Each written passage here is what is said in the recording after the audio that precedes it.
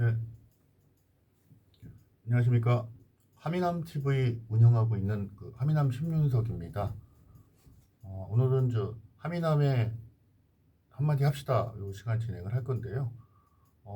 제가 모자도 쓰고 선글라스 썼습니다. 모자는 흰머리가 자꾸 반사가 돼가지고 귀신같이 보여서 뒤집어 썼고요. 선글라스는 눈에 뵈는 거 없이 얘기를 한번 해볼까 해서 선글라스를 썼습니다. 오늘의 주제는 올해 4월 10일 날 진행 선출되죠. 국회의원 선거 22대 총선을 대비한 국민의힘 예비 후보들에 대한 이야기를 해보려고 합니다. 오늘 현재까지 제가 확인하기로는 11분이 등록이 되어 있으시고요. 모두 하남시로 등록이 되어 있으십니다. 하남시가 등록이 하남 갑과 을로 나뉠 것이다 라는 이야기는 계속 나오고 있지만 아직 확정되고 있지는 않습니다. 선거구 획정이 늦어지고 있기 때문에요. 2월 말이다, 3월 초다, 이렇게 해가지고 늦어지고 있습니다. 좀 빨리 좀 하셔서 예비 후보들 좀 편하게 좀 선거운동 할 수 있게끔 도와주셨으면 좋겠다라는 생각 일단 한번 해보고요. 이렇게 지금 뽑히시는 분들 가시면 이렇게 예비 후보들이나 국민들, 시민들 우롱하지 마시고 잘 좀 하셨으면 좋겠다, 이런 말씀 먼저 드립니다. 그리고 11분에 드는 예비 후보가 나름대로 열심히 선거 운동들을 하고 계신데요. 어제 그제입니다. 5일날 하남시에서는 약간 획기적인 일이 하나 일어났다고 봐야 되겠죠. 획기적이라고 표현을 하는 것은 쉽지 않은 일이었기 때문인 것 같습니다. 지금 현재 하남시에는 도의원이 두 분이 세 분이 중에 두 분이 국민의힘 소속이시고요. 시의원은 10명 중에 5명이 국민의힘 소속입니다. 즉 현역 도의원과 시의원이 총 7명이 활동을 하고 계시고 현역으로 활동을 하고 계신데 그 7분이 모여서 우리는 전 지역위원장 이창근 예비후보를 지지합니다 라고 지지 선언문을 읽고 동영상까지 촬영을 해가지고 기사화했고 공유를 하셨습니다. 즉 현재 국민의힘에 활동하고 계신 지역자치단체장을 제외하고 시장님을 제외하고 나머지 시의원, 도의원들이 모조리 지역위원장, 전 당협위원장을 지지한다라는 얘기죠. 반대로 얘기하면 10명은 지지하지 않는다는 얘기가 될 수도 있는 이야기고요. 그 중에 몇 가지 특이사항은 그 전에 지금 현재 하남시 비례대표 국회의원이 내려오셔서 예비 후보 등록을 하신 분이 계십니다. 윤석열 대통령의 수행실장 출신으로 비례대표 초선이죠. 이용 의원께서 예비 후보로 등록하고 활동을 하고 계시고 개소식을 하셨습니다. 상당히 넓은 사무실을 내셔가지고 선거 사무실 나는 이제 이 선거에 뛰어든다라고 하셨을 때 상당히 성황리에 이루어졌습니다. 시장님도 당연히 오셨고요.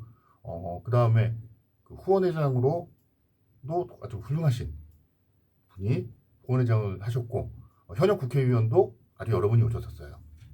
저도 얼굴을 아시는 분들이 왔었고 특이사항이라고 따지면 안 좋은 일을 당하셨던 배현진 의원께서도 오셔서 힘을 보태주셨던 내용이고요. 하남시의 각종 단체장들 또 이런 분들이 지지자분들이 엄청 모이셔서 한번 잘해보자 이런 행사를 했었는데요. 저도 가봤지만 아주 성공적으로 진행이 됐다라고 판단을 하고 있는데 그러면 아까 얘기했던 이창근 예비 후보를 지지했던 지도위원들은 참석을 했느냐? 아닙니다. 한 명도 참석하지 않았습니다. 다른 후보들의 소식이나 또는 다른 후보들의 어떤 기자회견 이런 거는 참석을 했는가? 그거는 제가 100%다 확인해 보지는 않았지만 거의 없는 것 같아요.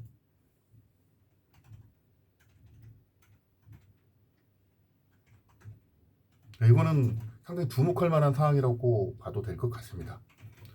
지지를 받는 입장에서는 아주 자랑스럽게 나는 여기서 일을 잘했다. 그동안 4년 동안은 지역에서 바닥을 잘 다졌고 시도위원들의 절대적인 지지를 받고 있다라고 생각하고 힘이 될 수 있죠. 하지만 반대로 그렇지 않은 분들에게는 상당히 어떻게 보면 치명적일 수도 있는 사건 아닐까요? 그중에 특히 공천과 또는 향후에 당선에 매우 중요한 역할을 할 수도 있고, 강력한 후보 중에 한 분인 현역 국회의원 이용 예비 후보에게는 심각한 타격일 수도 있는 내용이죠. 그리고 새로 내려오셨던 분들, 활동하시는 분들에게 모두 앞으로 주목해야 될 그런 사건으로 보여질 것 같습니다. 그리고 또 한 가지는 앞으로 향후에 국민의힘 같은 경우에는 지금 이제 어떻게 투트랙이라는 표현도 쓰기도 하고 여러 가지가 쓰게 하는데, 청와대 윤석열 대통령 친윤이라고 부르는 친 쪽이 있을 수가 있고요. 그 다음에 비상대책위원 한동훈 비상대책위원장 쪽이라도 할 수 있는 쪽, 거기에 이제 그것도 저것도 아니고 안철수 의원 쪽이라고 판단되는 분도 계시고, 여러 가지 모시는 분 지지 세력이 그렇게 되어 있고 좀 이렇게 나뉠 수 있고, 그것들을 마케팅 전략으로 잘 활용을 해야 되는 내용이죠. 서울시장과 친하기 때문에 협조가 잘 될 것이다, 이런 얘기도 많이 나오고요. 대통령과 친하기 때문에 중앙에 얘기를 잘 전달할 것이다라는 얘기도 나올 수가 있고, 또 지금 현재 떠오르는 한동훈 위원장과 교감을 잘 하고 있기 때문에 앞으로 협조가 잘 될 것이다, 이런 마케팅 전략을 펴게 될 수도 있을 것 같은데요. 지금 몇 가지로 구분을 한번 해본다 그러면, 첫 번째는 친윤이라고 표현을 할 수 있는 윤석열 대통령의 비서실장 출신 이용 국회의원이 계시죠. 이분이 친윤, 진윤, 찐윤 여러 가지 윤석열 대통령의 스피커라는 얘기를 들을 만큼 대통령의 의중을 잘 헤아린다라고 하고 있지만, 지난번에 한동훈 대통령에 대한 한동훈 비상대책위원장에 대한 지지를 철회한다는 내용을 국민의 국회의원들 단톡방에 올려서 윤석열 대통령과 한동훈 비대위원장의 사이를 갈라놓는데, 또는 어떤 갈등에 시발이 됐다라는 쪽도 있기 때문에 상당히 악재로 작용할 수도 있고요. 누가 한동훈 비대위원장과 친하느냐, 누가 다음 권력을 가지는 자들과 친하느냐도 상당히 중요한 문제가 되지 않을까라는 생각이 듭니다. 그래서 프랭크한테 나는 대통령과 친하다고 해도 대통령 사진을 찍을지, 아니면 한동훈 비대위원장과의 사이를 대시하면서 그걸 찍을지, 아니면 오세훈 서울시장과의 신분을 강조할지, 아니면은 안철수 의원을 내세우게 될지, 이런 마케팅 전략이 되게 헷갈릴 수 있고 고민될 수밖에 없는 그런 상황이 아닐까라는 생각이 듭니다. 그렇다 그러면은 누가 과연 선거에 가장 도움이 될까 고민될 수밖에 없는 상황이고요. 그 중에 이제 하미남의 의견으로는 앞으로는 한동훈 비대위원장의 영향력이 훨씬 더 커질 것 같다라고 생각이 드는데, 한동훈 비대위원장을 내려앉히려고 하는 자, 한동훈 비대위원장과 같이 가려고 하고 친하려고 하는 자락으로 표현하면 좀 뭐하겠죠. 그런 분들이 마케팅 전략을 내세울 수밖에 없을 거고, 그렇게 되다 보면은 그런 부분이 공천을 받고 그런 부분이 당선이 되는데 상당히 중요한 포인트가 되지 않을까라는 생각이 들고 있습니다. 마지막 세 번째로는 선거 이후의 문제입니다. 지금 현재는 하남시 분구를 가정으로 했을 때 당협이 2개가 생겼죠. 하나에서 2개, 당협위원장은 없는 상황입니다. 그럼 새로운 당협위원장이 2개의 지역구에 들어와야 되는 상황이고요. 그 자리를 누가 차지하느냐에 대한 상황. 그분들이 4년 동안 준비를 해서 당선됐다면, 당선이 되든 안 되든 또 준비를 해서 다음번을 준비하게 되는 거고요. 중간에 껴있는 지방선거에 공천에 지대한 영향력을 미치기 때문에 어떻게 보면 하남시 내의 권력구도, 공천구도 또는 향후 구도에 되게 중요한 문제가 되기 때문에 그 문제에도 관심을 둬야 된다고 생각을 합니다. 험지로 분류되는 미사에 가서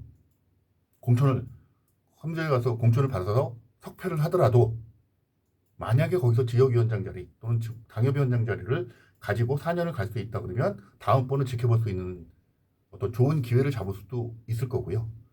아까처럼 시도위원들의 전통적인 지지를 받을 수 있는 시간을 얻을 수도 있지 않을까라는 생각이 들고 있고요.